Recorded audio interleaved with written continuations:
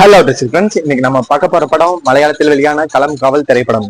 இந்த படத்தோட ஒன்லைன் என்னன்னு பாத்தீங்கன்னா, ஒரு சைக்கோபாத்துக்கும் ஒரு ஸ்ட்ரிக்டான போலீஸ் அதிகாரிக்கும் நடக்கிற கேட் அண்ட் மவுஸ் கேம் தான் இந்த படத்தோட கதை.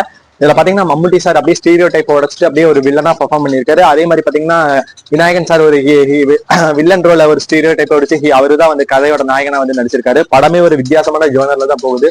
உங்களுக்கு பாக்குறக்கே வந்து என்கேஜிக்கு இன்ட்ரெஸ்டிங்கா ஒரு இதா இருக்கும். ஏன்னா இது வந்து ஒரு ரியல் வாழ்க்கையில நடந்தவங்களோட இன்சிடென்ட் வச்சுதான் எடுத்திருக்காங்க. சைனைடு மோகன் சொல்லிட்டு அதை பேஸ் பண்ண அதோட ஒன்லைன் எடுத்தா டேரக்டர் சர்வ் பண்ணிருக்காங்க. அந்த விதத்துல பாத்தீங்கன்னா இந்த படம் முழுக்காவே வந்து எந்த இடத்துல லேகே இல்லாம போர் அடிக்காம பாத்தீங்கன்னா வந்து சூப்பர் அண்ட் என்கேஜிங்கா கொண்டு போயிருக்காங்க. அது மம்முட்டி சார் ஃபேமிலியில டக்குன்னு நல்லவனாட்ட பாவிச்சுட்டு டக்குன்னு ஒரு கொலையை வந்து அப்படியே ஒரு சைக்கோபாத் மெத்தட்ல பண்றப்பெல்லாம் எனக்கே புல் அடிச்சு போச்சு. அந்த அளவுக்கு ஒரு பர்ஃபார்மன்ஸ் சொல்லி ஆகணும். அதே மாதிரி விநாயகன் சாரும் அதேதான்.